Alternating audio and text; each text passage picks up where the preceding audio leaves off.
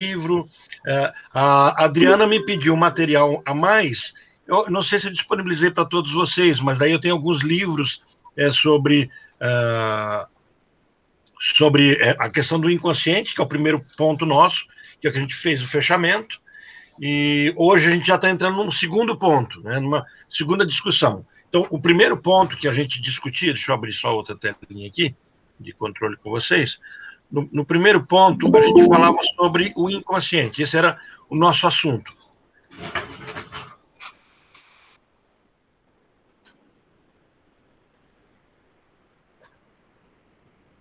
E quando nós falávamos sobre o inconsciente, a gente começou a trazer um pouquinho das características desse inconsciente freudiano. Não há como se falar de psicanálise sem que a gente tenha noção disso. Então, assim, para a gente não trazer aquela confusão com o inconsciente coletivo junguiano, com o inconsciente do aprofundamento da hipnose, com o inconsciente das terapias dinâmicas, que não são psicanalíticas. No futuro vocês vão entender bem essa diferenciação. Quer dizer, a psicanálise traz uma noção de inconsciente que é dela. Freud empresta esse nome inconsciente do contexto daquela época, da discussão, mas ele traz uma nova formulação sobre o que de fato é inconsciente. Então, assim, a palavra-chave que a gente pode trazer sobre isso é: o inconsciente somos nós. E aí a gente trabalhou aquela questão do pré-determinismo. Nós somos predeterminados por nós mesmos, mas numa instância onde nós desconhecemos quem somos. A brincadeira que a gente faz é a questão do espelho. Quem eu vejo no espelho? Eu sou um eu que eu não consigo deter a completude do que de fato eu sou. Eu só sei quem eu sou a partir do olhar do outro. Essa é uma construção que a gente chama de discurso. O eu, fechando o inconsciente, então, o eu, ao falar com o outro, com tu, fala sobre o outro, o ele. Então, a construção que eu tenho de mim mesmo sempre será uma construção a partir do outro. Ou do outro, segunda pessoa, com quem eu falo, ou do outro, terceira pessoa, a quem eu me refiro. Então, aquele com quem eu falo, isso é uma construção infantil. Aquele com quem eu falo é alguém que me retorna a voz. A voz que eu escuto na minha consciência, a voz com quem eu dialogo no dia a dia, com quem eu converso, ela é uma voz projetada, representada, como se fosse uma outra pessoa. Sou eu mesmo que internalizei essa outra pessoa. Tem uma série interessante chamada Bates Motel. Vale a pena assistir. Quando vocês fizerem o modo psicose, e aí já vou pedir para que vocês assistam para compreender melhor o nosso tema. Mas em Bates Motel, quem assistiu Psicose, o filme Psicose, vai lembrar disso. Em Bates Motel você tem um rapaz apaixonado, vinculado à mãe, e ele tem uma psicose, ele é psicótico, ele está naquilo que a gente chama de uma outra estrutura. E é muito interessante que ele é apaixonado pela mãe, vinculado à mãe. E a hipótese que poderíamos passar a ter, é de que ele está tão preso à mãe, tão preso, que ele não tocaria na mãe, não faria nada contra a mãe. Mas o detalhe é que ele mata a mãe. Então, como é que alguém tão apaixonado, tão vinculado à mãe, mata a mãe? Porque não é a mãe real que está em foco.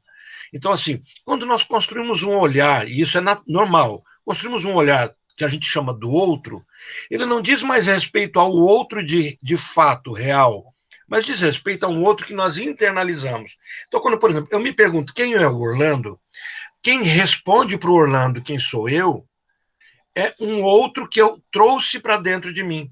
É isso que a gente chama de inconsciente. Quer dizer, é uma noção de quem eu sou dentro de mim, da qual eu não tenho controle, mas foi uma internalização desse mundo externo, carregado de representações, de sentidos, de significados.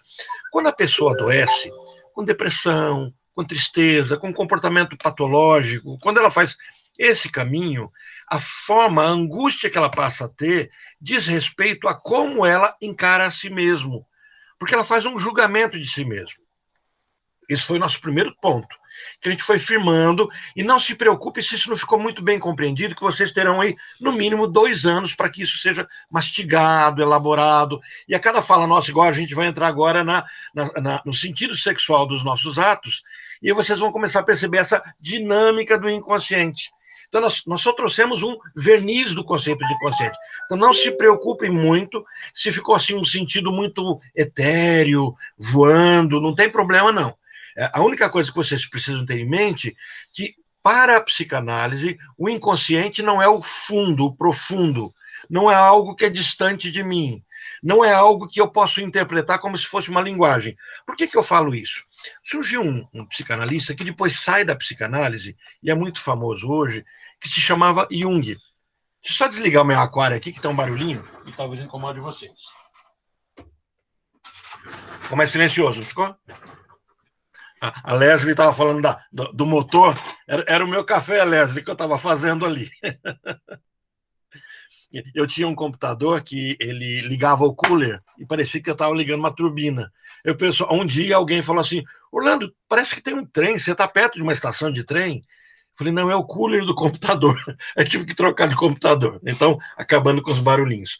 Mas, quando a gente começa a ter essa noção de um inconsciente freudiano, nós começamos a ter a percepção de que a nossa construção é uma construção a partir do nada.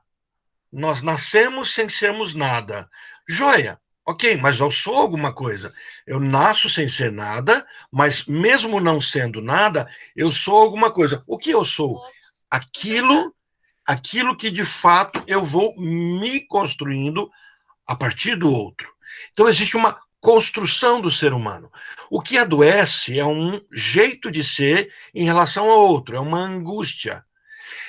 Eu estava falando para você, surgiu um psicanalista, né, que depois ele vai sair da psicanálise e vai formar a própria escola dele, que se chama hoje Psicologia Analítica, um homem muito inteligente, vocês vão ouvir falar muito dele, nós vamos estudar um pouquinho dele, que é o Jung, Carl Jung. Carl Gustav Jung é um suíço que tem um vínculo com Freud, se apaixona pela teoria freudiana e se torna discípulo de Freud. Tem uma polêmica muito grande se ele é ou não discípulo, ele foi discípulo de Freud, né? Só que surgem alguns conflitos de ego, de quem é dono de tal teoria, né? E o Jung agregou muito à psicanálise. Então, ele e o Freud têm uma empatia, ao ponto do Freud dizer que Jung era um filho dele da psicanálise. Era alguém que herdaria a psicanálise. Era alguém que não seria judeu, então faria a psicanálise ser mais bem aceita. Freud é judeu. Então, sendo judeu, a psicanálise, naquele contexto, ela seria relegada a um segundo plano, é uma teoria de pessoas que foram colocadas de lado. Quer dizer, os judeus só podiam fazer os trabalhos que os outros cidadãos não faziam. Era um cidadão de segunda ou terceira categoria. E Jung não era judeu, então Freud começa a perceber que Jung poderia levar a psicanálise mais longe. Só que o problema é que Jung começa a ter caminhos próprios, ideias próprias. Jung tem uma formação diferente. Para vocês terem uma noção, enquanto Freud é um judeu, Jung é filho de um pastor protestante e uma espírita, uma mulher, a mãe espiritualista, que tinha visão, via mortos. Então ele convivia numa casa onde domingo ele ia para um culto, escutava um puritano pregando, e durante a semana ele via a mãe, a avô conversando com morto, sessão espírita. Então ele cresceu nesse mundo que tem os extremos que precisam se conciliar. Então ele começa a se abrir muito mais do que Freud a essa noção do esotérico, do espiritual. Nesse contexto, Jung tem uma construção sobre o inconsciente. Jung vai dizer que o inconsciente é uma outra língua. É como se, por exemplo, eu vou para um outro país que eu não conheço nada, e eu preciso aprender que mesa é table, que lápis é pencil, caneta é pen, e eu tenho que fazer uma tradução. Então, Jung interpreta que eu estou falando muito, estou reduzindo muito o Jung, tá, gente? O Jungiano escutar eu falando isso aqui, falar, não é só isso. Não, eu estou reduzindo. A aula não é sobre Jung. É para vocês entenderem que isso nos contamina. Então, por exemplo, o que se interpretava a partir desse viés junguiano é de que o inconsciente tem uma linguagem própria. Então, eu tenho que aprender a interpretar o inconsciente. Então, havia uma busca daquilo que, para Jung, é chamada de individuação.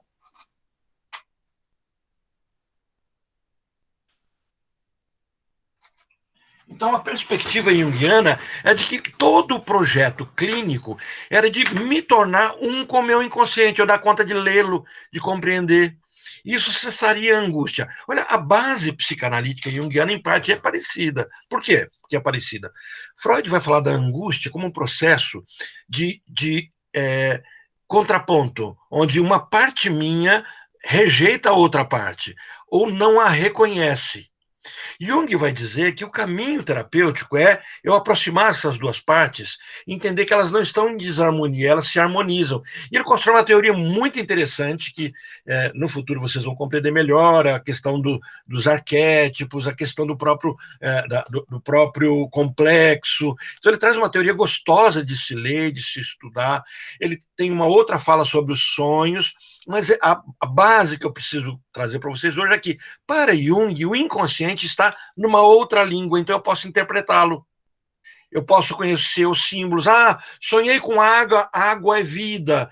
Sonhei com dente. Quer dizer, os meus sonhos, que são expressões do meu inconsciente, eles têm sentido, é equivalência.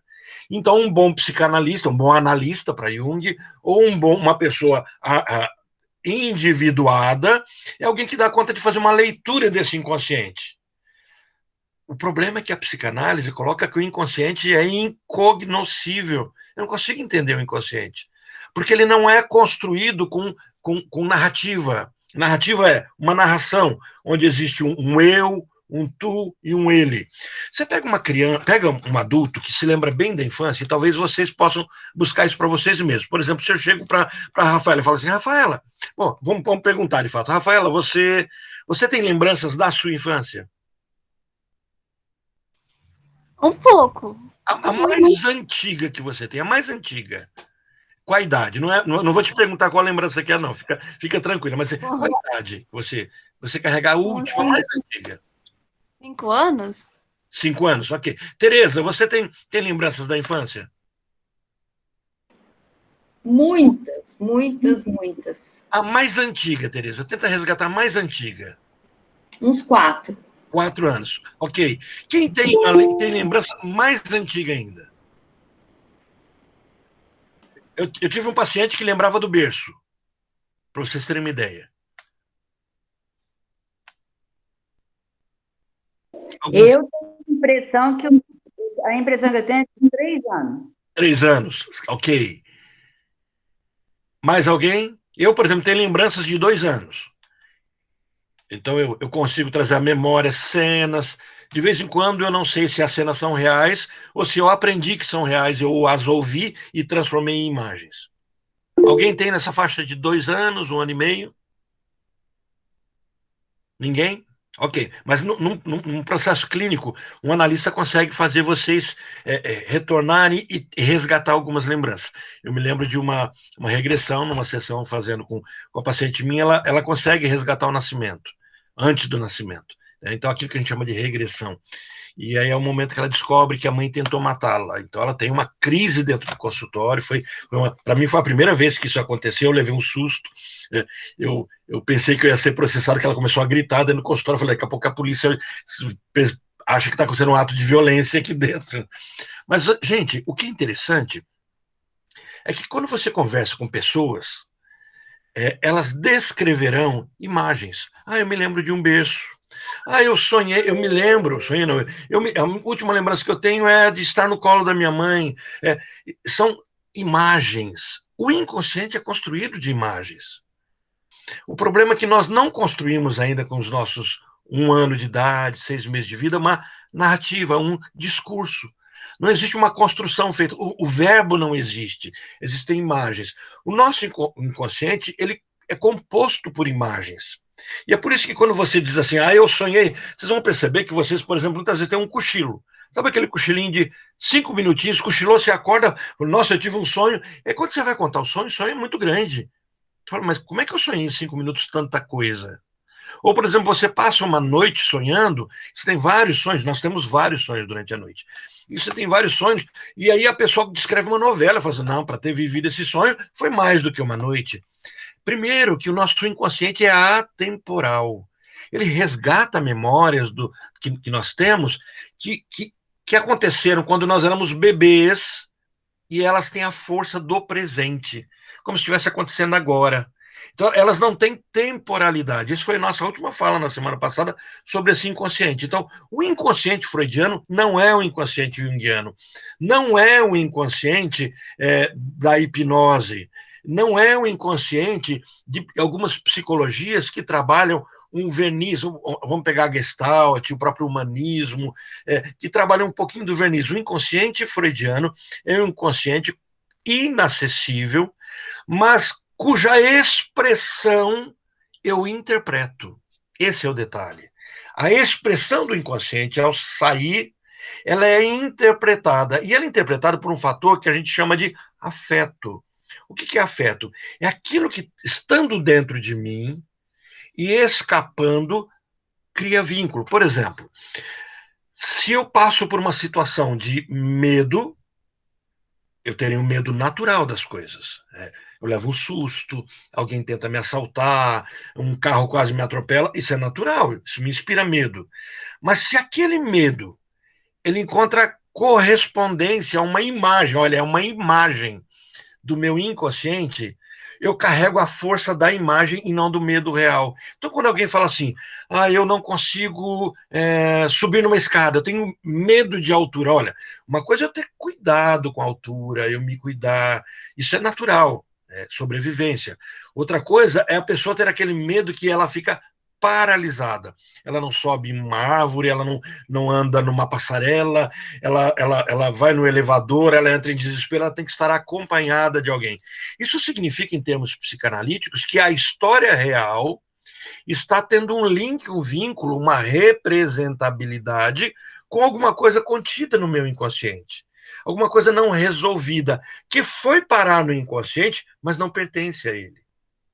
Então, assim, alguma situação traumática me aconteceu, e houve um vínculo com alguma coisa que me incomoda, deveria pertencer à consciência, então eu deveria elaborar, mas há alguma coisa dentro de mim, que a gente vai estudar no futuro, que se chama superego, mas alguma coisa dentro de mim disse assim, você não está maduro para isso.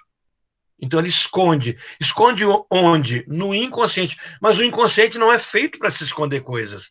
O inconsciente, ele regurgita, ele vomita coisas. Então ele não é feito para você colocar coisa dentro dele. Então ele fica expulsando o tempo todo. E esse expulsar exige das pessoas força para colocar de volta. Então, assim, como se, por exemplo, eu tenho algo dentro de mim, o meu verdadeiro eu, disse assim, olha, não pode sofrer isso, é muito dolorido. Então, esse meu eu interior esconde-se de mim e ele fica gastando a minha energia para manter escondido.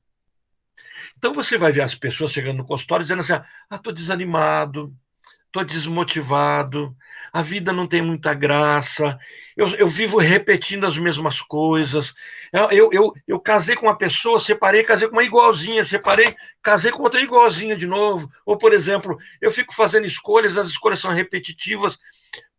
Isso tudo está dentro de um caminho onde a pessoa esconde de si mesma alguma coisa, e para manter escondida de si mesma, ela gasta toda a energia de vida. E é por isso que ela vai dizer que está desmotivada, desanimada. Porque a motivação dela, o gasto energético, psíquico dela, quando a gente utiliza a palavra energético, parece que a gente está falando de uma energia cósmica, esotérica, uma força. Não, energia é psique. Uma energia psíquica, uma capacidade que eu tenho de viver. Então, eu gasto a minha energia de vida para manter escondido de mim mesmo algo. E é por isso que, quando eu vou para uma sessão de terapia, de psicanálise, ao falar, eu alivio. Eu libero condições de poder agregar novos conteúdos. A pessoa que está adoecida na sua psique, ela está com um copo cheio, e por estar com um copo cheio, não pode pôr mais nada nele. Então não cabe mais nada. Então a pessoa começa a se tornar incapaz de amar, de criar novos vínculos, de criar novos conceitos de felicidade.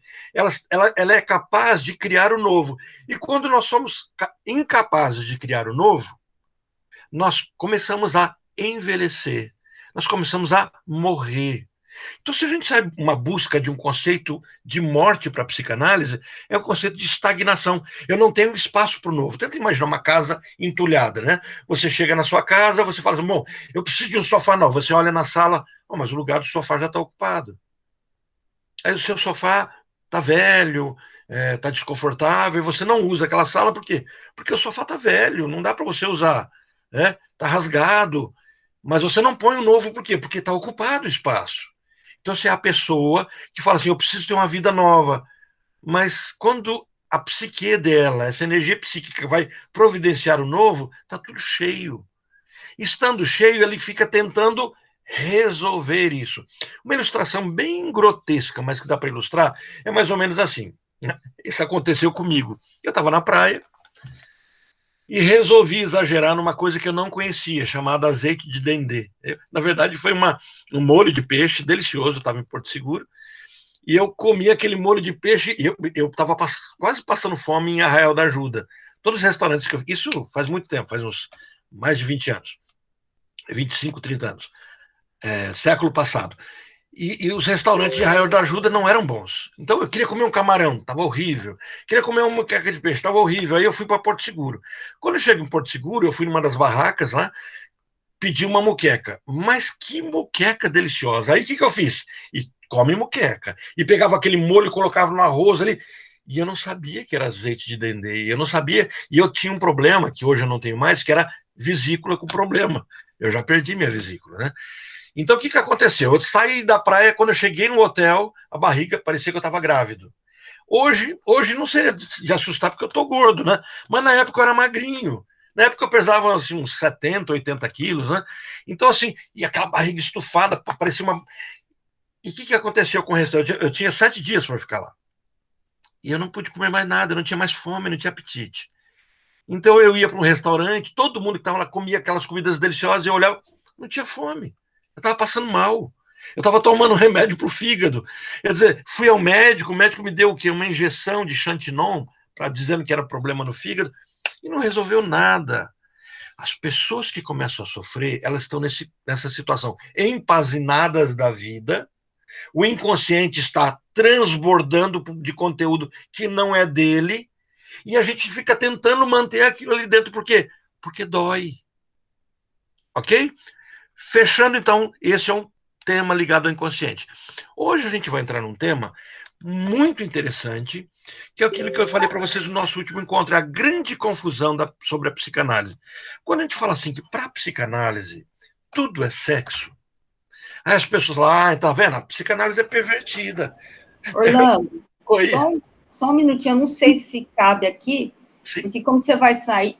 eu estava dando uma olhada, como você vai sair desse tópico do inconsciente, sabe a questão que você explicou sobre restos?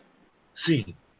Isso que você falou agora, que o inconsciente tenta colocar para fora, tenta colocar e a gente não permite, esses são os restos, ou não? Em parte, sim, porque é mais ou menos assim. Eu vou colocar aqui no quadro. Não. Cadê meu apagador?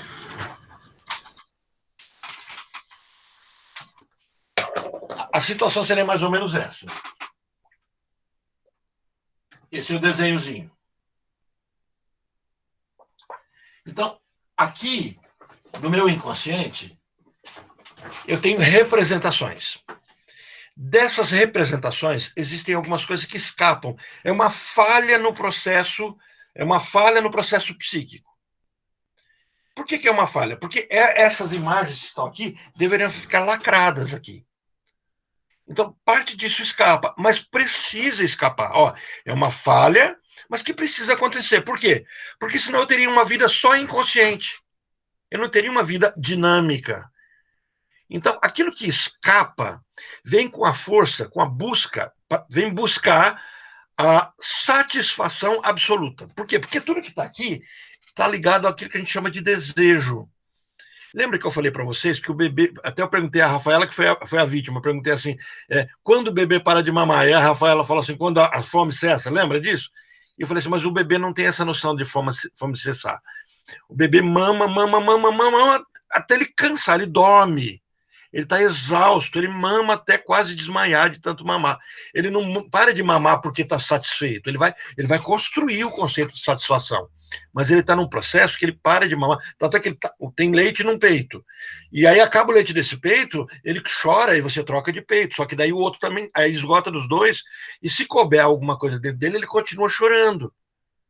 Então, alguns dizem, o leite é fraco, não sustenta. Aí a mãe vai lá e coloca mamadeira para o filho, aí o filho vai acostumando de fato e vai criando essa realidade. A gente vê muito esse quadro, né?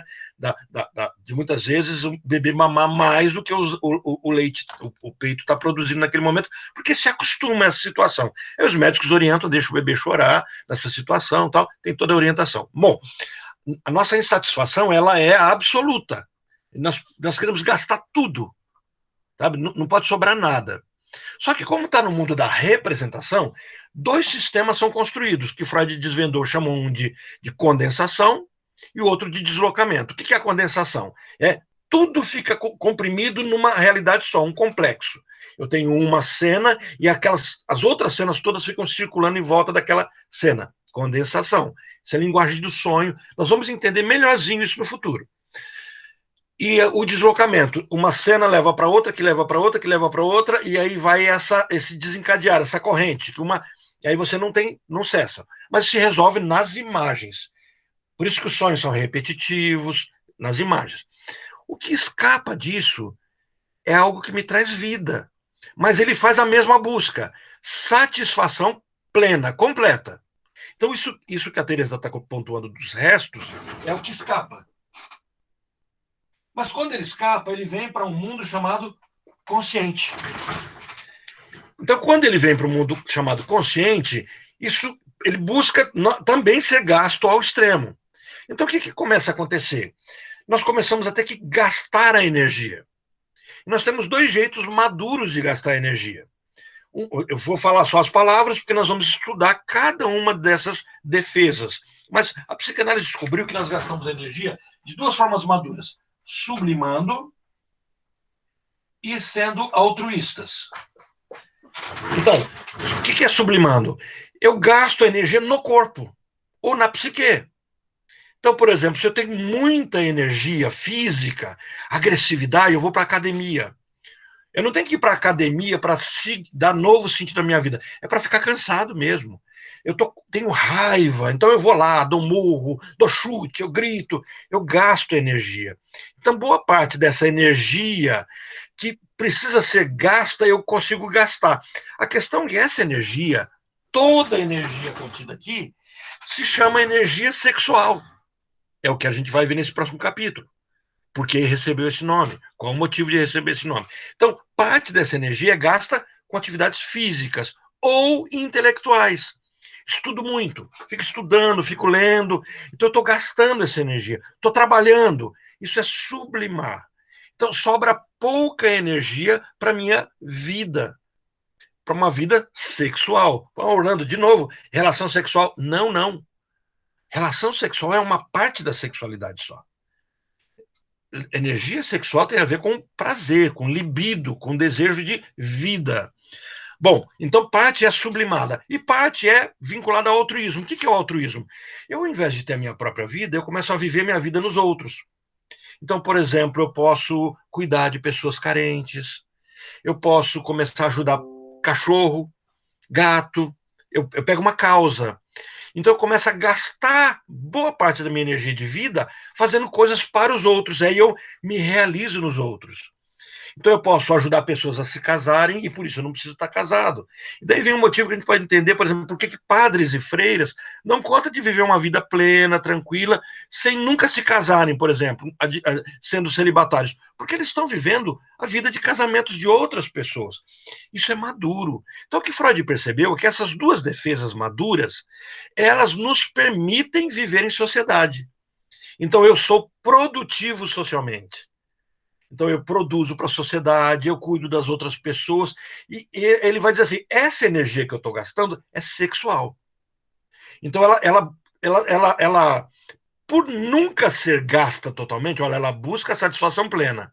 É por isso que eu tenho um gasto para fazer isso a vida inteira. A vida inteira eu vou fazer o quê? Uma profissão que eu gosto, fazer coisas que eu gosto, trabalhar naquilo que eu gosto. Por quê? Porque eu estou sublimando ou estou fazendo o bem para as outras pessoas, como se fosse para mim. Parte da energia gasta aí, mas gasta toda? Não. Nós não conseguimos gastar toda. Então, e o resto disso? Ó, continuamos no resto. Outra parte se torna para a gente nos sonhos. Então, eu tô com raiva de alguém. Vamos supor que eu fico. Meu vizinho fez uma festa, muito barulho, eu queria dormir, não dormi. Tô com muita raiva do vizinho. Mas olha, eu tenho um conceito moral que eu não posso matar. E nem posso desejar o mal do vizinho, não posso jogar uma praga nele. E eu tenho que administrar essa raiva. Aí eu sonho que o meu vizinho está doente. Sonho. Então eu realizo o meu desejo no sonho. Olha, não sou culpado, eu sonhei. Ainda começa a dizer, é Deus que me revelou. Sabe, eu jogo culpa em qualquer outra coisa. Mas, na verdade, eu estou matando o meu vizinho. Eu estou vivendo o meu desejo de vida onírica. Vida onírica tem a ver com sonho. Vida de vigília tem a ver com o acordado. Então, o meu estado de vigília resolve algo no estado onírico. Então, eu por exemplo, alguém é atropelado, eu vou lá, socorro, olha que confortável. Eu estou com raiva da pessoa, eu matei ela e não vou sentir culpa porque ainda fui socorrer ela. Percebe? O sonho realiza tudo que a gente quer. Então, a gente, por exemplo, no sonho, resolve problemas. Isso traz complicadores. Quando a gente estudar o sonho, a gente vai ver o que complicadores são esses. Então, eu gastei mais uma parte da minha energia. Mas eu gastei tudo? Não, ainda tem resto. E o que acontece com esse resto? O outro resto, eles viram atos falhos. Enganos, troca de nome, esquecimento. Tudo que a gente interpreta de falha, não intencional, mas que tem uma intencionalidade inconsciente, por isso eu preciso daquela compreensão que eu sou inconsciente e por isso eu não consigo entender minha vida. Então, por exemplo, eu estou com raiva de alguém, eu esqueço o nome dessa pessoa. Ou eu não vejo, mas essa pessoa passa por ela. Fala, você viu fulano? Não. Ele cumprimentou você, você ainda fez assim com a cabeça? Eu não vi, não. E a pessoa não está mentindo, ela não viu. Por quê? Porque uma parte nossa que nos governa nos proibiu de ver.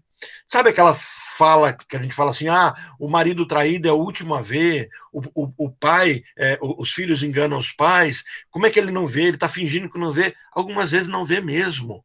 Porque uma outra... Nossa, oi? Não é por causa da idade também? Necessariamente não. A idade vai começar a trazer um processo de demência, é outra situação.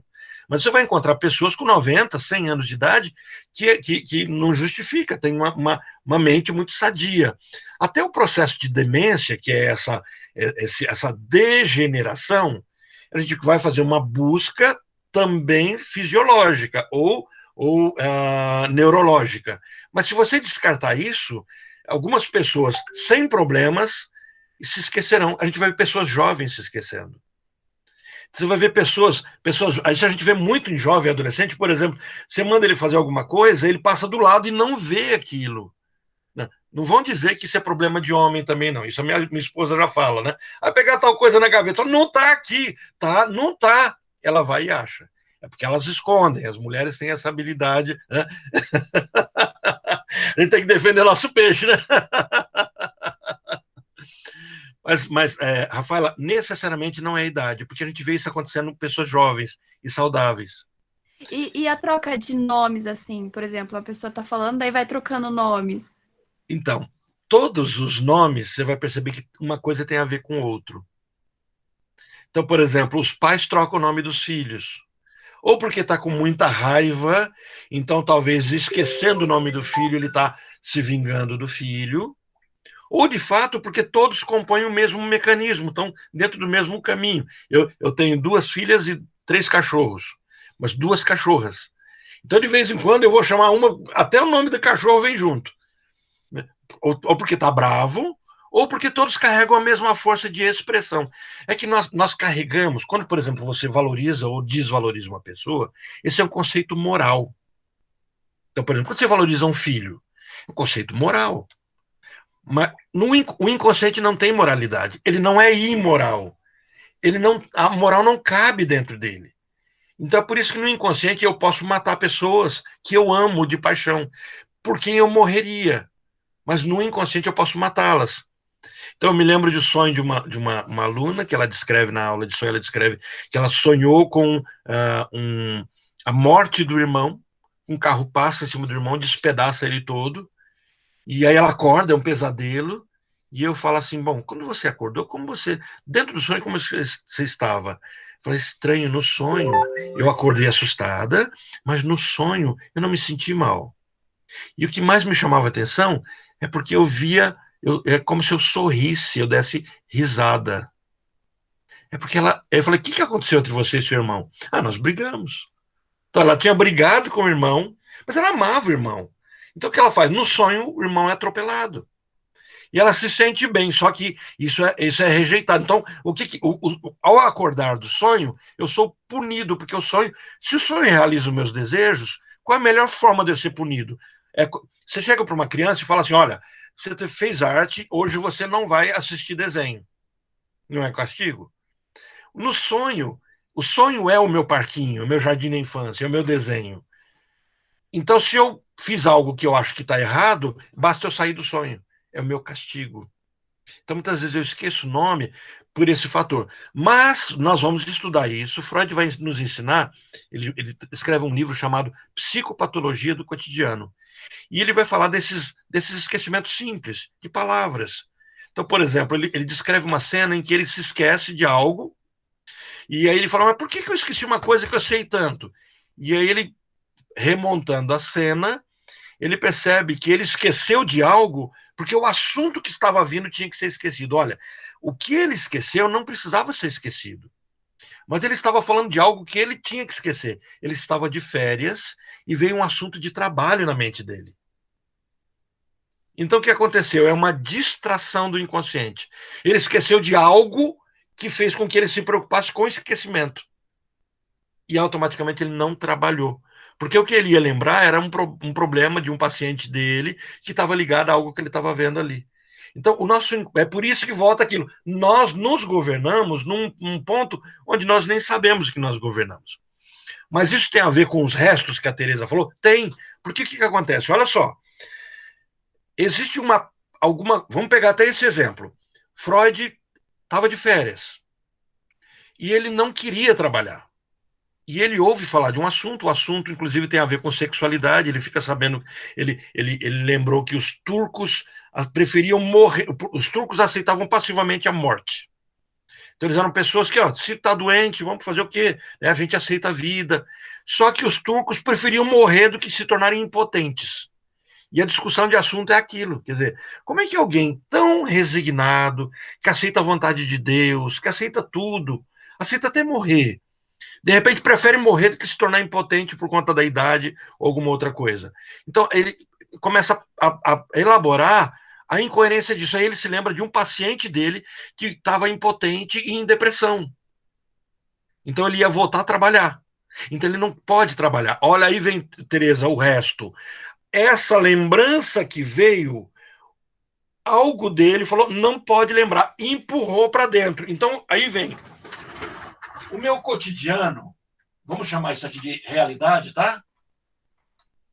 A minha realidade não é autorizada para mim naquele momento. Por quê? Porque ela me atrapalha. Então, uma outra parte de mim fala, opa, isso chega, você não tem que pensar nisso. Então, ele esconde. Onde é que ele esconde? Numa parte que eu tenho a quem ela não pertence. Tenta esconder no inconsciente. A questão, o que eu tenho? Entre o inconsciente e o pré-consciente, eu tenho o que foi chamado. Entre o inconsciente e o consciente, eu tenho uma coisa chamada pré-consciente. Então, o que acontece? Esse conteúdo enfiado nesse ambiente, ele não pode ficar aqui, porque ele não é daqui. Porque isso aqui tem a força da inconsciência. Então, ele é expulso o tempo todo. Então, ele fica tentando sair. Por isso, quando você tenta lembrar algo, você fala assim, está na ponta da língua, eu não consigo falar. Isso foi construído em termos teóricos por Freud da seguinte forma.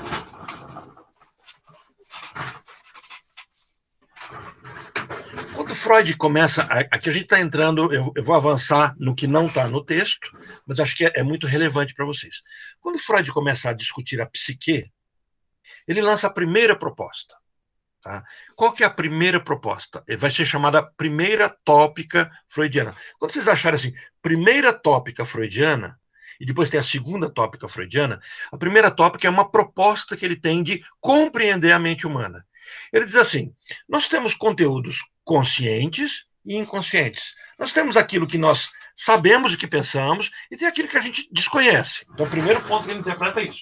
Se isso aqui sou eu tenho algo que está inconsciente e algo que está consciente. O que está consciente? É cognoscível. É aquilo que eu sei. Por exemplo, eu sei o meu nome, sei a minha idade, eu sei onde eu estou. Você passa mal, você chega no hospital, a primeira coisa que o médico fala você é qual é o seu nome, né? Para saber se você está orientado. Fala, meu nome é Orlando. Você sabe em que ano você está? Eu tô em... Aí a pessoa, eu estou em 1920. Falou, opa, algum problema. A pessoa não está se referindo ao tempo. Não, eu estou em 2021. Você sabe onde você está? Fala, estou no hospital. Então a pessoa está orientada, ela não está desorientada. Então isso é uma percepção do consciente. No meu consciente, eu tenho a minha dimensão, tempo e espaço. Eu sei onde eu estou e eu sei quando eu estou. Isso é consciência. Mas nós temos coisas inconscientes. Por exemplo, se eu chego para vocês e falo assim, Raquel, o que você almoçou domingo passado? Algumas mulheres é complicado, porque elas têm na ponta da língua. Né? Eu tenho um paciente que você fala para ele assim, onde é que você estava há 10 anos atrás, no dia de hoje? Ele fala. É incrível, ele fala, eu estava em tal lugar, e tá tudo na mente dele. Tem um filme de uma autista, ela está na sala de aula, e ela fala do sapato dela, aí o médico dela fala assim, mas você lembra do seu sapato quando você tinha 2 anos? E ela fala, mas você não se lembra? Eu lembro de todos os meus sapatos que eu tive. E ela tinha uma memória fotográfica, ela sabia de tudo, referia-se a tudo. Quer dizer, nosso cérebro tem essa capacidade. E só que o que inculca é, por que nós perdemos a capacidade? Bom, até aí não tem tanto problema psicodinâmico. Por quê? Porque basta me esforçar. Eu chego para a Raquel e falo, Raquel, vou brincar aqui, Raquel, responda só se quiser, tá? Onde é que você estava no domingo passado de manhã? Domingo agora, o último, de manhã. Esse agora estava na igreja. Isso. Então, assim, fica fácil você resgatar, porque existe uma rotina. Mas vamos pensar assim, eu vou dificultar mais a pergunta. Onde é que você passou o Natal de 2018? Não precisa buscar, não, é só uma ilustração, tá? Se vier, tudo bem, né? Natal de 2018. Eu acho que foi com a minha sogra. Mas você teve que buscar, não teve? Tanto é que você usou a palavra eu acho. Olha, então o que Freud percebeu? Algumas coisas inconscientes eu tenho que me esforçar para lembrar. Então ele vai chamar isso de esse inconsciente, mas ele vai chamar que existe um inconsciente que ele está ali presente, mas não está acessível. Então ele vai chamar esse inconsciente de latente. Então é um inconsciente que eu resgato a qualquer momento.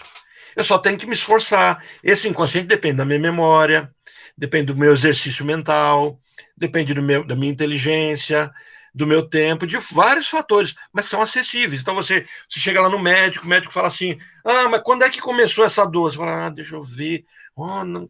Acho que começou. E você resgata, é resgatável. Mas Freud percebeu que existem conteúdos que são meus, mas que eu não sei. Por exemplo, ele chegava para... Vou pegar um exemplo clássico. Ele chega para Ana O. Ana O foi uma paciente dele que deu... que aquele caso que vocês estudaram no Freud, Além da Alma. Eu passei o filme para vocês assistirem. E a Ana O é a Berta Pappenheim. A Berta tem, naquela época, 17 para 18 anos. Então, ela é uma moça que, de repente, ela fala fluentemente inglês, mas ela é alemã. Ela é vienense. A língua dela é inglês. Ela vai conversar com as pessoas falam com ela em alemão, ela começa a falar em inglês com a pessoa. E a pessoa, mas por que você está falando em inglês? Eu falo, não, eu estou falando em alemão. Ela não se percebia falando em inglês.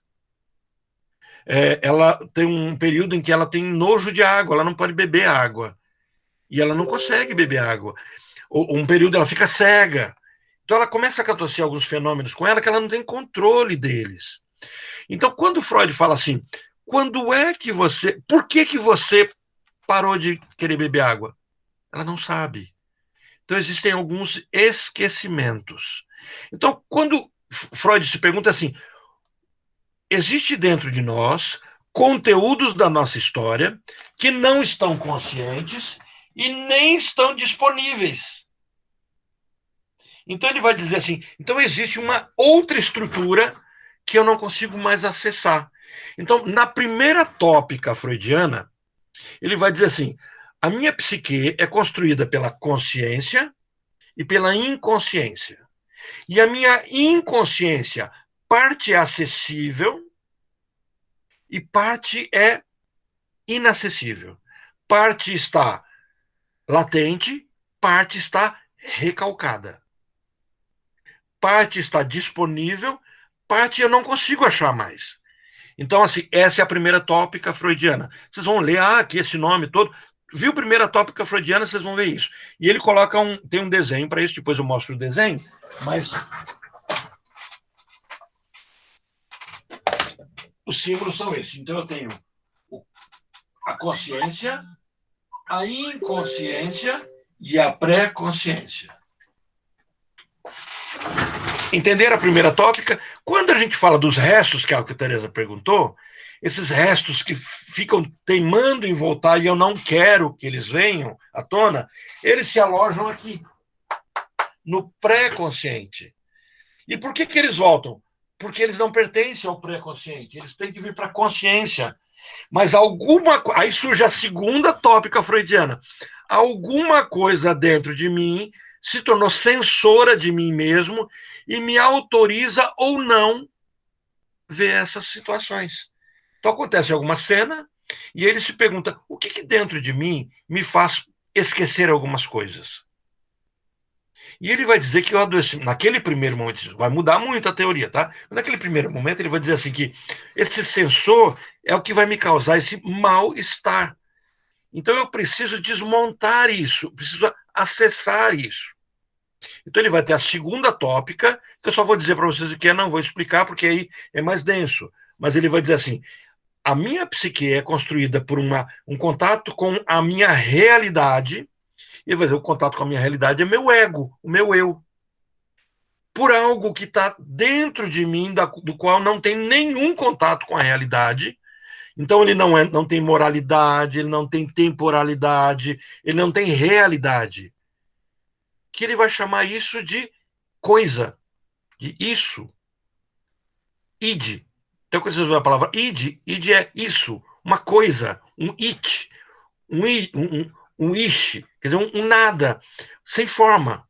Então, existe algo dentro de mim que não veio para fora, não tem sentido, não tem cor, não tem valor, mas existe, é uma força dentro de mim. Depois ele vai melhorar a teoria disso, chamar isso de pulsão, etc. Nesse primeiro momento é um id, uma coisa. E aí fica assim, bom, o que faz com que o meu contato com a realidade, o que faz com que tudo que eu desejo não venha para a realidade? O que faz essa transposição? Falando, então, no meio dos meus desejos e da realidade, eu tenho uma outra parte de mim mesmo que é censora. Porque não é de fora, não é o pai, a mãe, o legislador, a polícia que diz que as coisas estão erradas. É eu que sinto que eu estou fazendo alguma coisa errada. Então, ele vai dizer assim, então existe um ego supra, um ego mais forte. Então, ele vai chamar de eu mais forte, um superego. Então, ele vai dizer assim, a segunda tópica freudiana é isso. A minha psique ela é dividida entre id, ego e superego. Essa é a segunda tópica freudiana, e é isso, e todo o desconforto que as pessoas sentem é exatamente na luta entre essas três instâncias psíquicas. Ok? Teresa, ficou mais ou menos respondida a questão do resto? Tá? Ficou. Obrigada. Isso tudo vai adquirindo mais corpo, mais detalhamento no dia a dia com vocês, tá? Porque agora a gente vai começar, eu vou pelo menos enunciar, apresentar um pouquinho para vocês, o que Freud chama por sexual. não é a sexualidade, tá? Então, vamos separar isso, esses dois mundos. O sexual para Freud tem a ver com libido e com erotismo. Opa, Orlando, não, deu na mesma. Libido não é desejo de fazer sexo? Não. Para psicanálise, não. Erotismo não é as cenas eróticas que me excitam? São cenas que me excitam, mas o que é o erótico? Então, tudo isso tem a ver com sensibilidade. Então, a criança vai aprender, é a criança, tá, gente? E aí vem uma pancada feia que Freud vai levar da sociedade, porque quando ele diz que a criança é um ser sexual, o pessoal fica arrepiado. Vamos pensar naquela sociedade vitoriana, aqueles médicos muito conservadores, e aquela sociedade que taxava a criança de anjinho, e aí Freud chega e diz assim, olha, a criança é um ser sexuado, é um ser sexual, ela tem desejos sexuais. Freud é pervertido. Freud é doido, como é que pode? Então, quem assistiu o Freud Além da Alma vai ver essa cena em que ele apresenta. Até aquele momento, Freud está construindo uma terapia. Não tem psicanálise ainda não, tá, gente? Naquele momento, ele está construindo uma terapia que ele está chamando de psicanálise, mas ainda não é psicanálise. E quem está junto com ele é um homem chamado Breuer. Joseph Breuer é um médico judeu que acolhe Freud num momento de maior dor profissional dele. Freud está buscando sentido para as doenças que ele está visualizando. Então, Freud termina a faculdade, Freud não queria ser médico, mas faz medicina porque é o que os judeus podiam fazer naquele contexto. Olha que interessante, né? O mundo não aceita, aquele mundo de Freud não aceita que ele faça as coisas que ele queria fazer.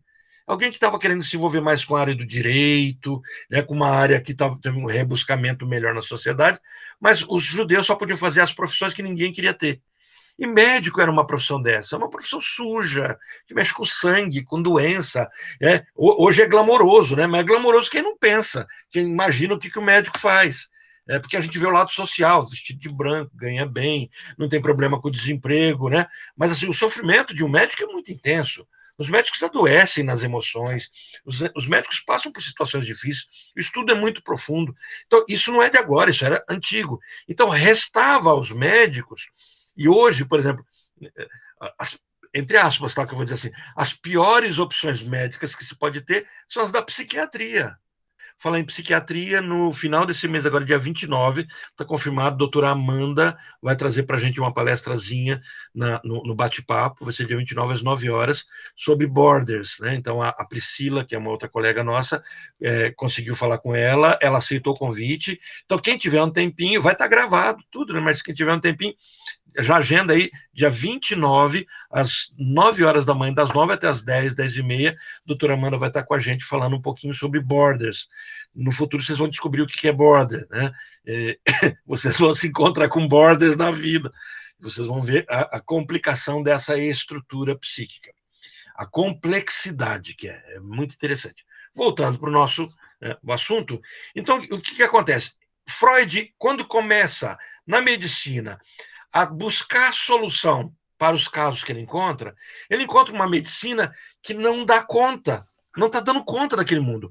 Gente, eu queria que vocês assistissem um filme, chama Nise, O Coração da Loucura. Tinha na Netflix, eu não sei se tem ainda. Nise. Márcia, você assistiu esse filme? Leslie, você assistiu, né? Eu não me lembro desse. É um caso. Oi, É Orlando, Glória assisti. Pires. Assisti sim, Orlando. Como é que chama a atriz mesmo, Leslie? Glória Pires. É a Glória Pires. A Glória Pires faz o papel da Nise da Silveira, uma médica, psiquiatra, 1930, mais ou menos. Ela está lá no Nordeste, cuidando de um hospício. E aí, vocês, em 1930, e vocês vão ver pessoas em condições de serem tratadas. Nós não tínhamos os medicamentos que temos hoje para rompimento de psicose, neuroprotetores, etc. Não tinha isso. E aí vocês vão ver a Nise da Silveira com as técnicas Freud e Jungianas, porque ela faz contato por carta com Jung, e ela começa a tratar das pessoas. Tem um livro interessante, eu só não comprei porque estava achei que estava um pouquinho caro, mas Não comprei por algum motivo, não sei se foi preço ou se não estava na minha lista. Eu comprei um outro, está em promoção, se puderem comprar, tá, gente? Eu podia ter trazido ele para mostrar para vocês, mas é um calhamaço de 900 páginas, mas é clássico, é Freud, é sobre a biografia de Freud, de Peter Gay. Tá, ele de 150 está por 54 na Amazon. Então, quem puder comprar, vale a pena, né? Eu estava há muito tempo namorando esse livro para comprar. Quando eu vi R$ 54, não pensei duas vezes, comprei ele. Depois eu mando uma foto para vocês dele, é um livrão grosso, é mais grosso que uma Bíblia, pode-se dizer, né? É assustador, mas ele é bem interessante. Mas Freud vai fazer uma especialização com Charcot. Ele vai para a França, para entender um pouquinho, né? Compreender aqueles pacientes que a medicina não explicava. Essas pessoas, elas tinham um estilo de vida que não condizia muito com a medicina. Por exemplo, elas tinham crise de ausência, elas tinham crises de nervo, elas tinham cegueira sem estarem cegas, elas ficavam paralíticas sem estarem paralíticas, elas perdem movimento de um lado do rosto, mas não é completo. Sabe aquela questão de quem assistiu o filme da Agostini vai ver essa cena, um olho cai, um lado paralisa, o outro não. E de repente inverte, ela leva um tombo, um lado fica normal e o outro fica ruim. Ela perde o movimento de uma perna, perde o movimento do braço. Então você vê a Agostini, por exemplo, trava um braço como se ela tivesse tido um derrame, e aí eles olham, ela tem reflexo, está tudo normal. Então ela não teve um derrame. Então, coisas inexplicáveis daquela medicina. Freud vai fazer uma especialização com Charcot na França, volta com algumas teorias. Quando vai aplicar essas teorias no hospital em que ele trabalha, ele é expulso do hospital. Ele é tratado como se ele fosse um charlatão. E aí o Breuer chega para ele e fala assim, olha, não fica triste não, ele estava recém-casado, né? A esposa do Freud, a Marta. Então ele fala assim, você está precisando de sustento, eu tenho um monte de paciente, não estou dando conta de tanto paciente, e você vai ser médico comigo, vai ser meu assistente. Então Freud começa a trabalhar com Breuer, e eles começam a teorizar sobre as pessoas histéricas. Então os pacientes de Breuer são mulheres histéricas. Mas por que homens histéricos não? É porque era mais expressivo no meio das mulheres. Mas depois Freud vai ter pacientes histéricos homens também. Então quem assiste o filme vai ver ele tratando de alguns homens também das suas histerias. Freud com Breuer desenvolve uma teoria que é a teoria da catarse. O que é a teoria da catarse? Muitas psicologias hoje ainda usam ela como se fosse saída. Você faz com que a emoção primária, aquilo que provocou o sintoma, venha à tona. Como? Você pode usar o TRE. Você promove um movimento do corpo da pessoa. Então a pessoa vai fazer a bioenergética. Então ela pula, ela dança, ela cospe, ela grita, ela xinga. Então você vai terapia do grito, a terapia da expressão, a terapia da careta.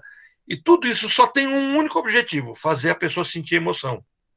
Então, as igrejas, por exemplo, elas acabam, sem perceber, promovendo um ambiente de catarse. Então, a pessoa chega lá, canta e começa a chorar, né? Isso traz as emoções à tona. E quando as emoções vêm à tona, elas curam muitas coisas. O problema é que elas danificam também. Então, assim, eu já acompanhei casos em que pessoas foram para acampamentos, e nos acampamentos elas acabaram com a vida. Então, nós temos aqueles encontros, que é interessante, são interessantes, mas podem conduzir a pessoa a um ponto da história delas em que elas não conseguem voltar. Eu me lembro de um acampamento que teve no interior aqui, mais para o interior nosso, aqui perto de Londrina mesmo, região de Itamarana, e o padre fez uma dinâmica bem interessante de novo nascimento, né? De renascimento. Então a pessoa passa por lençol, e aí agora você está nascendo, você está passando, e aí faz todo o nascimento. Quando a pessoa nasce de novo, e agora, sabe, todo o trabalho é de catarse. Uma pessoa surtou ali, porque ela tinha um problema com a mãe. Então ela não estava, ou aquele ambiente não estava preparado para acolher alguém que tinha uma crise com a mãe e que precisava ser resolvida. E aí essa pessoa entra num processo de surto e ela é tratada como louca, ela sofre, ela é internada e ela passa por muito sofrimento. Então, assim, muita dor veio do quê? De uma catarse que não foi bem elaborada. Eu acompanhei o caso, o padre foi meu aluno também, uma pessoa muito caridosa, muito amorosa, estava fazendo aquilo tudo por amor, mas não tinha um bom conhecimento naquele momento. Hoje tem, né? E não tinha naquele momento como lidar com isso. E a pessoa sofreu muito. Então, para entender, pastores, mesma coisa também, você não escapa, não. Os pastores, com toda a intenção, boa intenção do mundo, eles acabam promovendo no ambiente religioso com a melhor das intenções. Mas algumas pessoas que estão adoecidas, e aí vocês vão aprender que quando uma pessoa está muito adoecida, nem hipnose você pode usar com ela. Porque você leva ela para um ponto em que você não sabe se ela volta inteira. Então, por exemplo, eu tenho uma colega que trabalha com constelação, e quando ela percebe que a pessoa está em crise, ela primeiro manda para mim ou para um outro analista, para que nós digamos, olha, ela está madura para fazer uma constelação, ela não está madura. E quando a gente diz, olha, não está madura, não faz a constelação, por quê? Porque a constelação também envolve catarse. Freud pega as primeiras pacientes dele, que estão em ambientes de catarse, e ele entende que a catarse, a partir de Breuer, ajuda a eliminar sintomas. Então, a pessoa tem um esquecimento, tem uma crise, tem um surto, e naquele contexto todo que ela surta, se ele ajuda aquela pessoa a chegar àquela lembrança que originou o sintoma cessa. Então, por exemplo, voltamos para o caso da Ana O, né, da Berta Pappenheim, ela não está bebendo água mais. Então, ela tem que beber água com esponja, tem que colocar na boca dela com tecido, porque ela não põe copo na boca. Freud, ela não sabe por quê, ó, esquecimento. Aí vem, Tereza, o resto escondido. Ela não lembra. Aí Freud hipnotiza ela e leva ela na hipnose àquele momento em que isso começa. E ele descobre que ela viu a cachorra, uma cachorrinha, que a governanta dá água para a cachorrinha numa canequinha que ela ganhou do pai.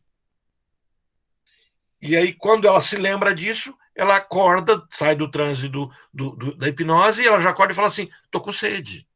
Então, ao voltar à lembrança original, o sintoma cessa.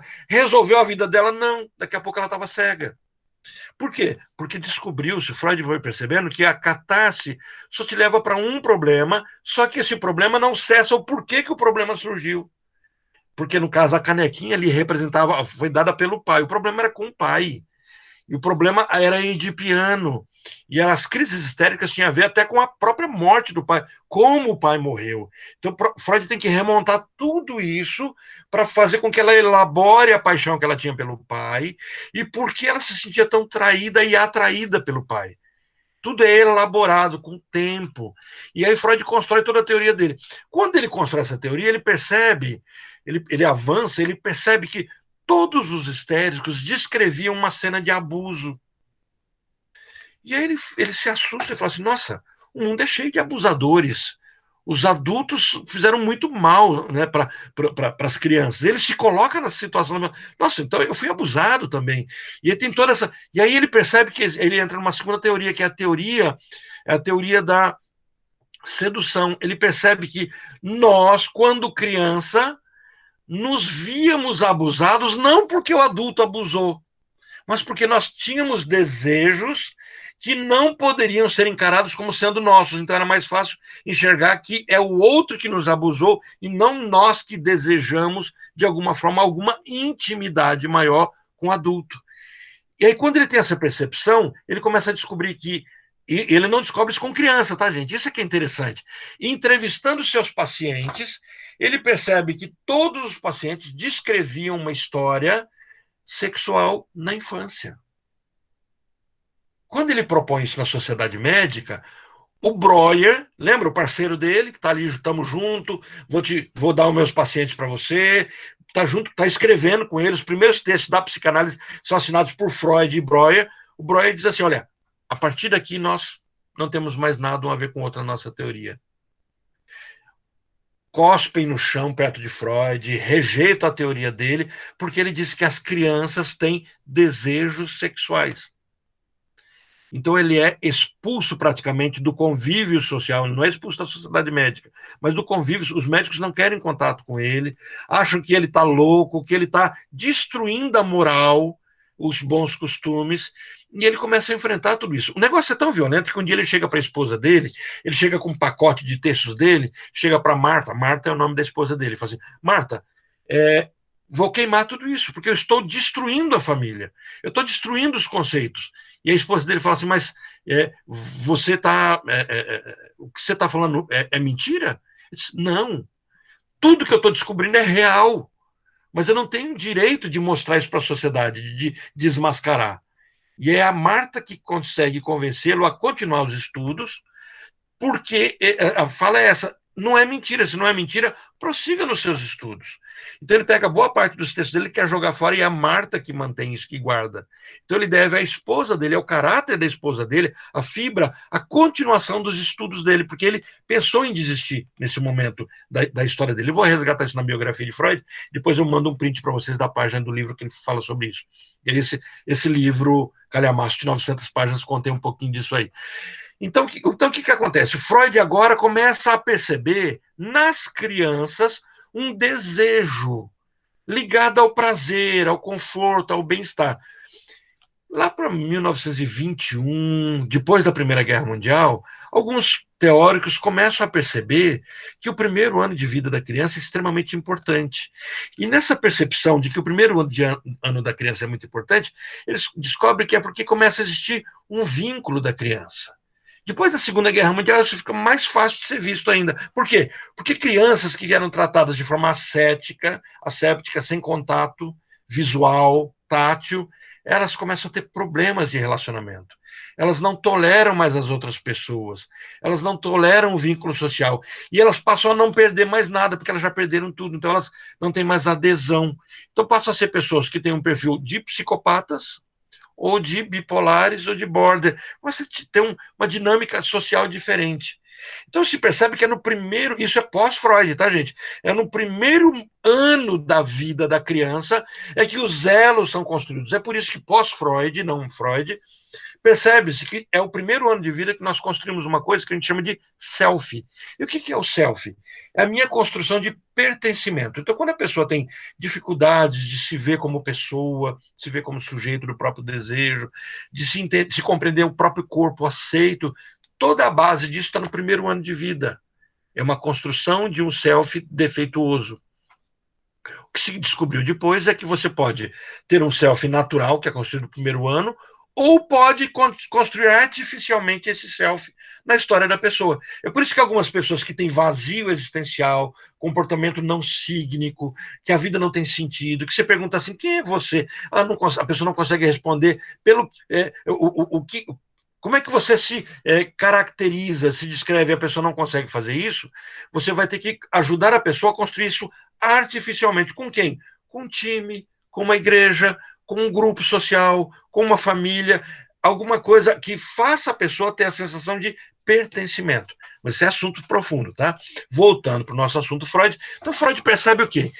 Que a construção dos nossos desejos, do nosso bem-estar, do conforto, ela começa quando nós nascemos. Então, ele começa a fazer um vínculo entre corpo e mente. Então ele começa a dizer assim, que a nossa psique ela é construída em paralelo ao nosso corpo. E ele vai depois fundar uma palavra que a gente vai chamar de pulsão, e essa questão da pulsão ele vai distinguir ela do instinto. Por exemplo, os animais são seres instintuais. O que define-se por instinto? O instinto, ao ser cumprido, cessa. Um cachorro, no seu instinto de sobrevivência, ele protege. Ele protege enquanto a química e o contexto instintual dele exigem.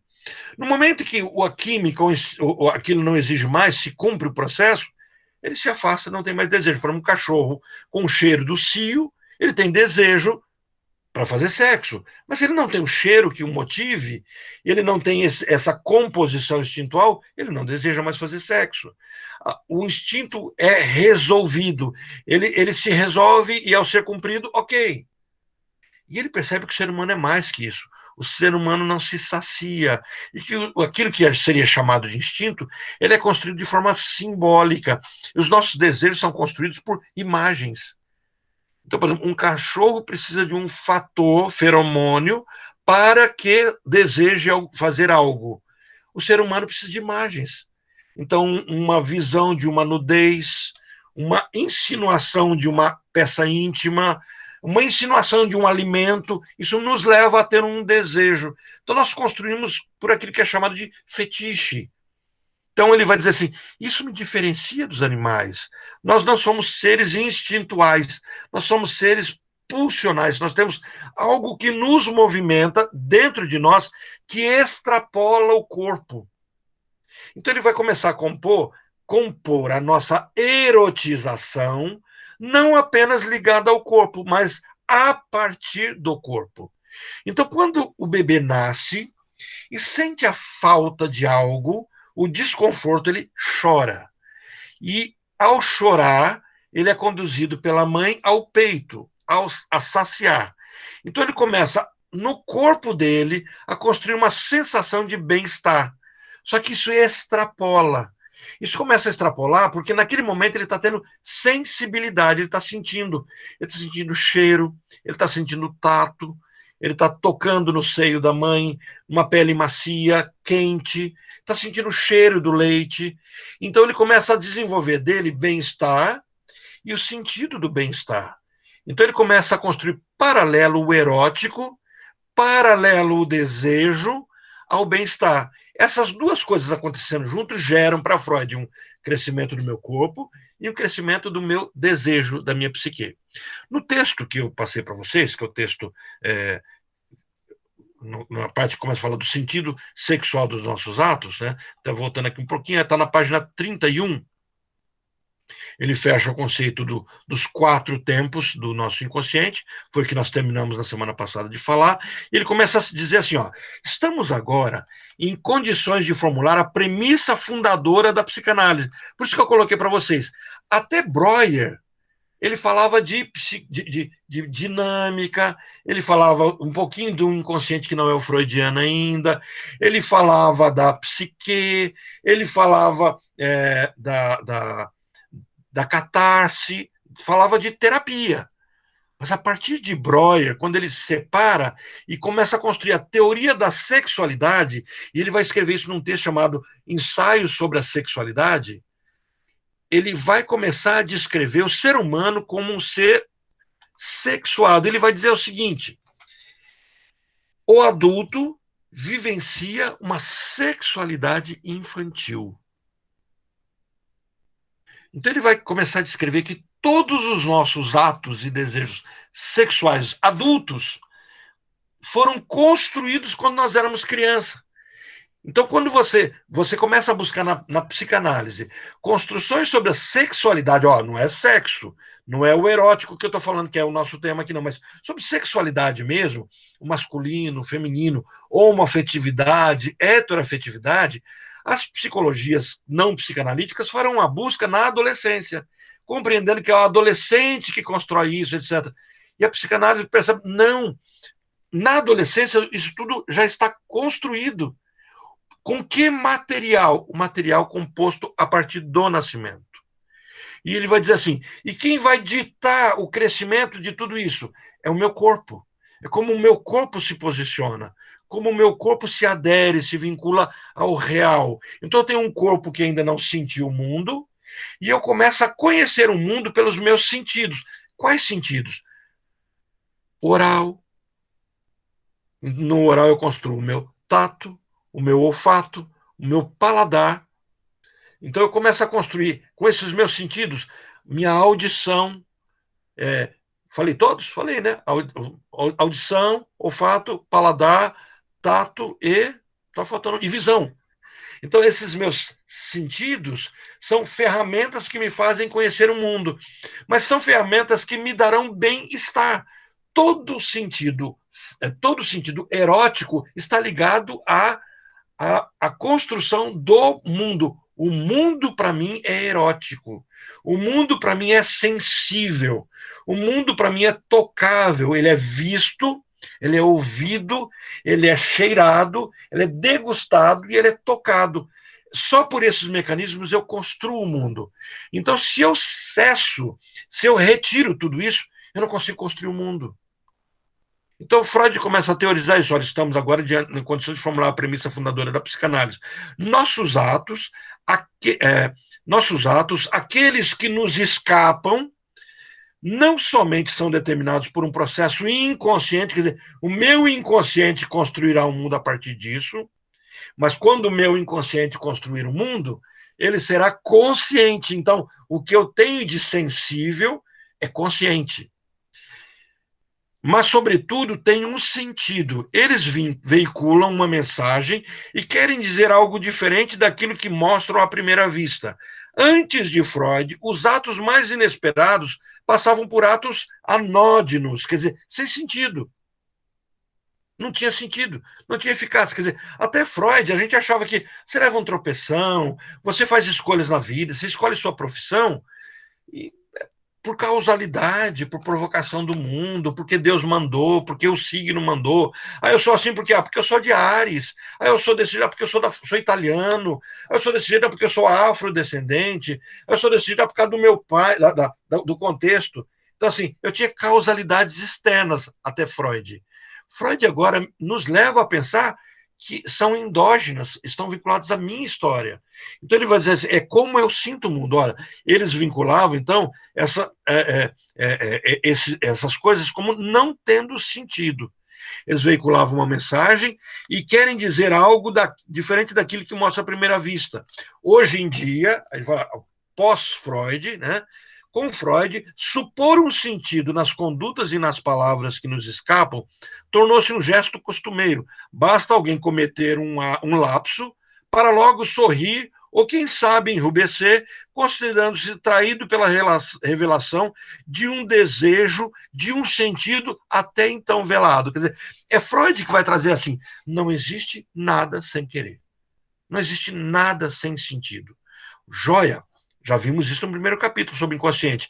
Mas como é que isso se vincula à sexualidade? Mas que é um sentido? Essa começa a ser a discussão. O que é dar sentido às coisas? Que vem a ser o sentido de um ato? Quando eu não gosto de algo, ou quando eu gosto de alguma coisa. A coisa é tão interessante, gente, que Freud vai ter a percepção de que o fato de uma pessoa sentir enjoo tem a ver com ela não aceitar os desejos dela. Não aceitar os desejos sexuais dela. Não é de fazer sexo. Não é de fazer sexo. Mas eróticos. Mas não é de erotismo, de ver a nudez. Não. É de sentir a vida. Então, a vida é sensível. Então, quando uma pessoa fica enjoada e vai ao médico e não tem nenhum problema no labirinto, não tem nenhum problema fisiológico, neurológico que justifique, e Freud começa a perceber, sabe? Aí vem a matriz da labirintite psicogênica. O que é labirintite psicogênica? Não é aquela labirintite onde a pessoa tem labirintite porque deu um problema no ouvido, uma infecção, e causou algum problema. É aquela labirintite que a pessoa está estressada e, de repente, do nada, o mundo começa a rodar, a cama roda, o quarto roda, ela tem aí ele vai ter a percepção de que tudo isso tem a ver com como eu sinto o mundo e qual é o sentido que eu dou para essas coisas. Então, a significação de um ato involuntário reside no fato de ele ser substituto de um ato ideal, de uma ação impossível em termos absolutos, que deveria ter se produzido, mas não ocorreu. Então ele vai perceber o seguinte, quando eu tenho um ato falho, o que, na verdade, eu tenho é um substituto de um ato que eu desejava ter. Então, quando eu desejo uma mulher e me caso com ela, o desejo que eu tenho por uma mulher e casar é uma solução a um desejo antigo meu de vínculo com o meu objeto de desejo, que a gente vai chamar de mãe. A gente vai chamar de mãe por uma construção teórica, histórica, antropológica, cultural, mas é tudo aquilo que não sou eu. Eu construo um mundo, e quando eu construo um mundo, eu construo algo que eu desejo. A questão é que, naquele primeiro momento que está diante de mim que eu desejo, é a figura da mãe. Pode ser minha mãe, pode ser minha avó, pode ser minha tia, pode ser a cuidadora, pode ser o pai. Mas é aquilo que não sou eu, e eu busco vínculo com esse ser que não sou eu.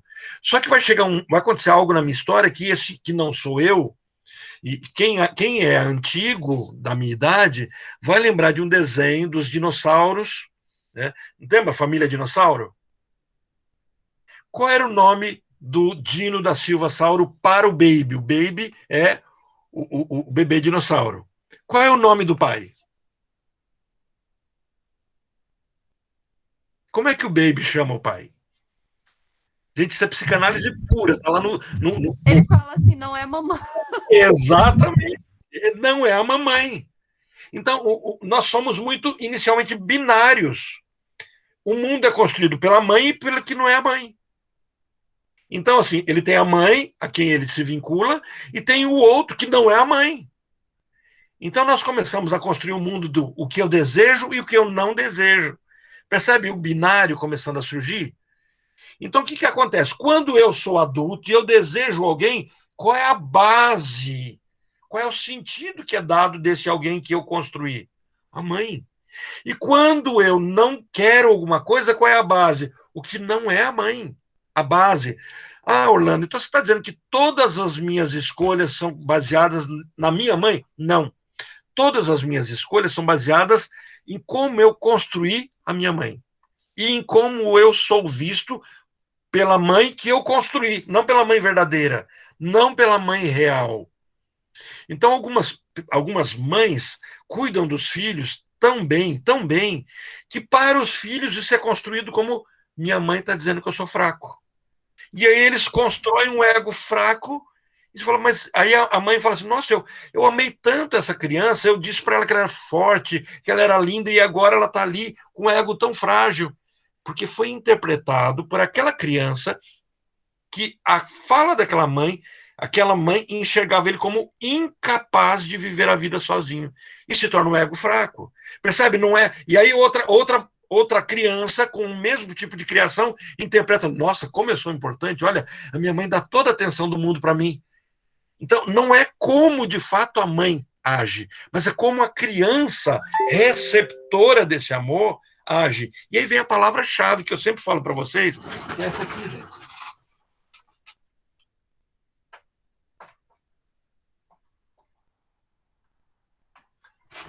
Para a psicanálise, todos os neuróticos são capazes e aptos para amar. E o amor não é algo que se julga bom ou mal. E quem faz esse caminho é a moral. Amor é vínculo. Se você odeia uma pessoa, e odeia o ponto que se falar o nome da pessoa, você perdeu o apetite, você ama essa pessoa. Porque você tem vínculo com ela. Orlando, Oi? deixa eu perguntar uma coisa que eu fiquei na dúvida. Por exemplo, se a criança, o menino ou a menina, tem essa sensação, é a mãe, não é a mãe. E, por exemplo, assim, eu não sei se eu posso perguntar isso, mas no caso da nossa atualidade, se tem duas mães ou se tem dois pais, como que fica? Do mesmo jeito. Um será a mãe e o outro será o pai. O pai e a mãe não tem a ver com o gênero. Não é essa construção. Então, por exemplo, se tiver dois pais ou duas mães, ou se tiver uma mãe e uma avó, porque você colocou uma situação de um casal homoafetivo, mas a gente pode buscar um casal onde a mãe é solteira, não tem um pai, mas tem uma outra mãe. O caminho será que a mãe é papel. Quem exerce o papel de colo? Quem traz conforto? Quem acolhe? Esse é mãe. E quem é o pai? O pai não é uma pessoa. O pai é uma função. É interessante porque vocês vão ver muitos psicanalistas se confundindo nisso e achando que é o pai que corrige, é o pai que dá a lei, e quando se fala isso é psicanálise. Mas não é o pai que dá a lei está no pai. O pai é a lei, ele é portador dessa lei. Então, quem é o pai? O pai é o outro da mãe. Então, o que é a mãe? A mãe está próxima. Talvez o próprio pai seja a mãe para a criança. Quem é o pai? O pai é a descoberta que a criança tem de que a mãe tem alguém. Pode ser o emprego, pode ser Deus, pode ser o pastor, pode ser a igreja, pode ser o padre, pode ser o pai dela, pode ser a mãe dela. Pode ser a namorada dela, é uma mãe que tem uma namorada, uma mulher. Pode ser o pai mesmo. Quer dizer, é tudo aquilo que tira ela da mãe. Porque o ato do pai é uma função, não é uma pessoa. Para a psicanálise, a construção do superego, a construção da moral, aquilo que nos permite sermos seres morais, ele existe exatamente na ruptura por medo de perdermos o que temos. Então, isso que a gente vai estudar, a gente vai ter um módulo só para isso, e é bem extenso, tá? Que é o complexo de Édipo. É o medo de castração. Então, a criança, com medo de perder o que tem, recua. E quando ela recua, ela reconhece que tem alguém mais forte que ela. E aí ela internaliza o conceito desse outro. Então, ela mimetiza, ela imita o padrão daquilo que ela identifica como valor. Então, ela traz a lei do pai para dentro de si. Os psicopatas não fazem isso e os psicóticos não fazem isso. Então, os loucos e os antissociais, os psicopatas, eles não têm esse caminho. Eu estou falando psicopata hoje de forma muito genérica, porque vai ter um dia que a gente vai estudar que psicopatia não é linguagem da psicanálise. Que alguém depois vai ver esse vídeo, Orlando tá... Não, eu estou falando de forma simplória porque vocês ainda não tiveram esse módulo para trabalhar uma coisa que a gente chama de perversão. E a gente vai ver que a psicopatia é o adoecimento dos perversos. Os perversos não são maus por natureza. Eles não estão nesse campo, mas eles podem adoecer. E quando eles adoecem, eles formam psicopatas. Pessoas que dão conta de matar o outro e não se recriminar. O Lázaro, que foi morto, né? A avaliação dele era de psicopata. Então nós poderíamos, eu não estou fechando diagnóstico, porque só o analista dele poderia fazer esse caminho, mas poderíamos interpretar que ele era alguém que não tinha limite. Então, alguém que mata o outro. O psicopata, e trazendo para o nosso tema aqui, o psicopata, o perverso, é alguém que não tem capacidade de amar. Ele não forma vínculo. Então, alguém que não construiu esse link, o link com o outro, ele é incapaz de amar. Então, se eu busco assim, o que é o oposto do amor? É a indiferença. Então, se eu sou indiferente ao outro, o caminho é da psicopatia. Bom, e se aí vem o que você me perguntou. E o pai? Se alguém não fez isso e me deixou desejando ter o que não tenho, gravem bem a palavra, desejando ter o que eu não tenho, e o que é desejar ter o que não tenho? Sentir falta. Então, se isso não aconteceu na minha vida, e então eu não fiz isso, e criei o desejo, então eu não estou assim, eu estou assim, absorvido pelo outro. Isso é loucura. Percebe os extremos? A psicopatia, a perversão está no fato de que não existe, eu não reconheço o outro, só estou eu aqui. Não reconheço o outro, então não me vincula a ninguém. Eu sou incapaz de amar. E a loucura está, eu não existo. Eu sou o outro. O curioso, que a gente vai estudar ainda, por Lacan teve a percepção de que com 6 meses de vida, a criança começa a ter a capacidade de, olhando no espelho, perceber no espelho a existência de um corpo. Quando alguém fala assim, eu não tenho um corpo, ou ela diz assim, eu não...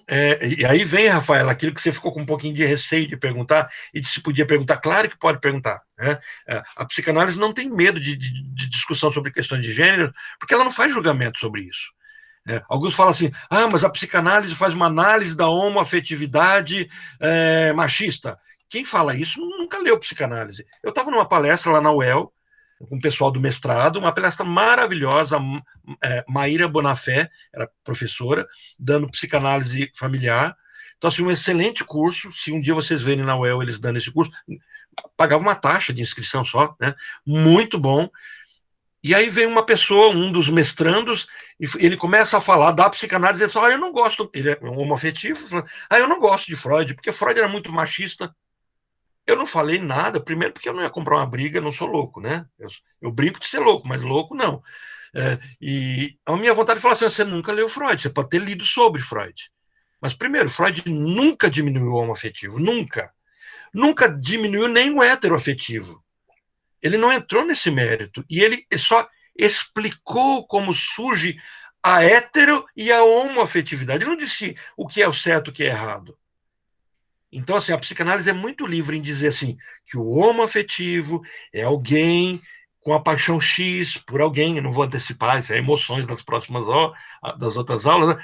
E o heteroafetivo é alguém assim, quando ele faz isso, ela não valoriza, não diz o que é certo ou o que é errado. Então, mas o que ela diz? Os meus vínculos são construídos com a mãe, sempre. Mas essa mãe é uma mulher? A mãe é função. Desculpe, a mãe é papel, a mãe é colo, A mãe é acolhimento, a mãe é seio, é cheiro de nutrição. Então, isso é construído. E aí você vai, aí vem, só mais 5 minutinhos e a gente fecha, tá? A gente está esgotando nosso horário, porque eu comecei atrasado. Mas você vai dizer assim, aí eu vou brincar com vocês, deixa eu ver com quem eu brinco aqui, né? Leslie, vou brincar com a Leslie. Leslie já é madura, né? E ela vai suportar a minha brincadeira. Leslie, quando você escolheu seu esposo para se casar com ele, qual foi a base da sua busca? Eu posso ser honesta? Não, você tem que ser psicanalista. Não é trazer os detalhes da sua história, mas é por isso que eu tô falando. Quem você escolheu? Qual era a base da sua busca? A base da minha busca, eu vou ser muito honesta, na época que eu era adolescente, a gente tinha uma turma, era uma turma muito grande, era uma turma grande mesmo de meninas e meninos e tal. E aí o pessoal começou a fazer o vestibular, um passou, foi para São Paulo, outro foi para Curitiba, não sei o quê, o outro começou a namorar, e eu fui ficando. Aí eu num carnaval que teve lá, ainda lá no Canadá, a turma se juntou de novo, tudo fantasiado e tal, foi muito legal. E aí apareceu um cara lá que olhou para mim e falou, acho que eu vou nessa. Olha, Tá todo mundo namorando mesmo, acho que eu vou nessa. Aí eu fui. agora, olha que interessante. Essa história. O que a psicanálise começa a desvendar? Você olhou, você pode está interpretando, tipo assim, eu olhei, acho que tá todo mundo namorando. Na verdade, eu não olhei, foi ele que me olhou. Mas você só estava acessível, e aí tem até um outro detalhe. Existe uma coisa chamada intersubjetividade, que é aquilo que aquele site que você falou do Minta para mim, né, do Lie to Me, etc. Nós contamos para o outro se nós queremos ou não o outro. Então, ele só se aproximou de você porque você deu a dica inconsciente. Ah, sim, claro. Podia, você É estava. assim, ó, olhou para mim, tô nessa. Você só fez isso com ele porque ele carregava alguma coisa da sua mãe. É que as pessoas têm a. Aliás, os dois eram ligadíssimos. Pronto, respondeu o que de fato. Nós, mesmo as mulheres. Ela apoiou sempre tudo ele e eu não. A busca sempre é pela mãe. Mesmo a mulher, aí vem a sua resposta para você, Rafaela. Mesmo a mulher buscando um homem para se casar, o que ela busca no homem é a mãe. Eu achava que era o pai. Não é, não. Vai ter o sentido de pai, o gênero de pai, a masculinidade do pai. Mas a busca básica é pela mãe. O Násio tem no livro dele uma expressão, ele fala assim, você acha que você escolheu no seu pai, no seu marido, a figura do seu pai? Está enganado, você buscava a sua mãe. Ele deixa isso com muita clareza, o Násio é bem direto nisso. E é interessante, Lacan ele tem um poema, o poema do amor de Lacan, a Márcia e a Leslie já devem ter decorado esse poema. Mas eu não vou perguntar, não. Você lembra, Márcia, do poema? Não? Esse é um poema bom para Eu lembro, mas não dos sei namorados. Só que se você disser, você tem que dizer a distância ou falar muito rápido para a pessoa não pensar no que você está falando. Mas, amo-te em ti, mais do que tu. Amo-te em ti, mais do que tu. Então, quando você escolhe um... Mas tem um detalhe aí, a gente pode separar do marido, mas não dá para separar da mãe, né? Mas não é a mãe verdadeira, é a mãe simbolizada ou a mãe idealizada. Então nós buscamos a mãe em tudo. Em tudo. Nós não buscamos o pai. A busca do pai, a busca do verdadeiro, é um outro caminho, a gente vai entender também nesse sentido. Mas a busca sempre será da mãe, porque a mãe é o afeto, é o colo, é o carinho, é o pertencimento, é quem gera papel de mãe. Papel. Orlando. Oi? E daí a busca sempre acontece porque a mãe é idealizada, né? Não é a mãe real. A mãe idealizada. O que eu quero, né? Isso. É o que Não o você, que eu tive, não, o que você o que eu deseja desejo. e não o que você quer. Aí, o que nós fazemos? Nós justificamos a nossa escolha. É interessante, quando você vai ao mercado, você vai assim, eu vou ver o que eu vou comprar. Você já sabe o que você vai comprar.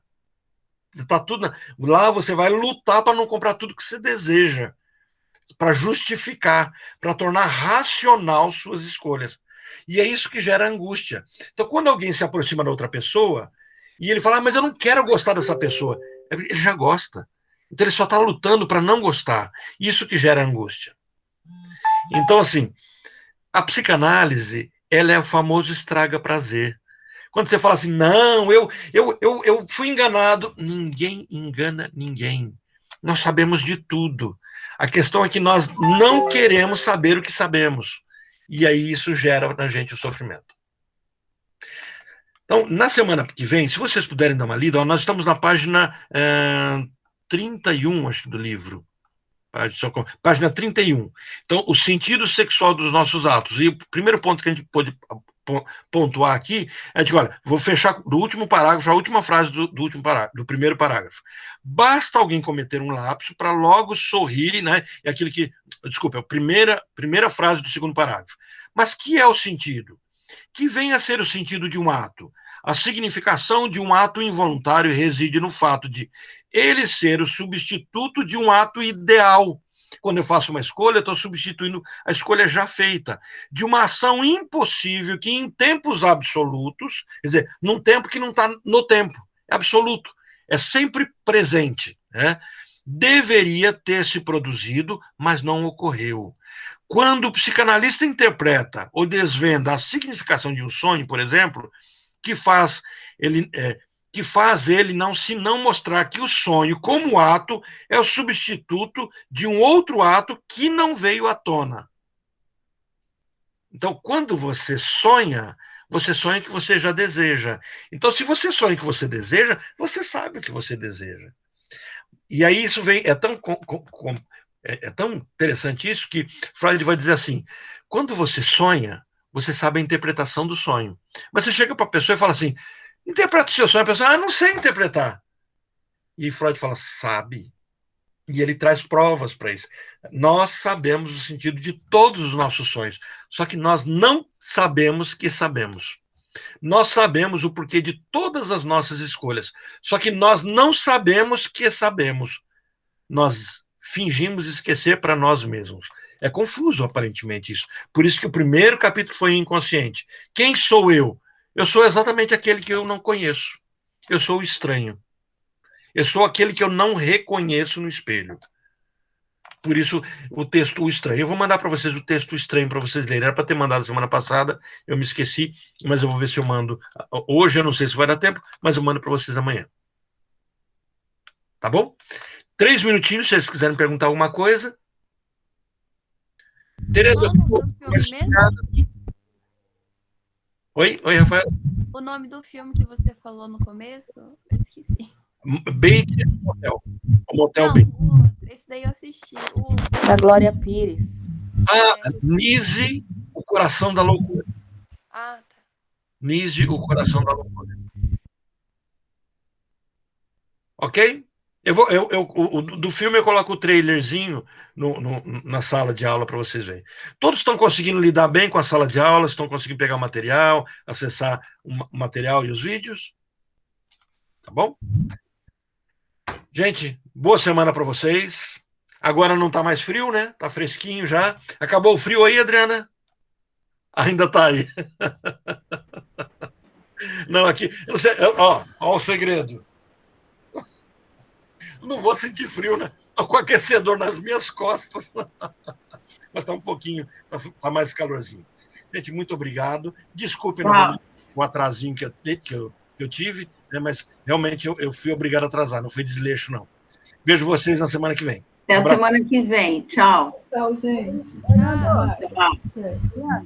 Oi? Eu queria só dar uma palavrinha para você. 3 minutinhos.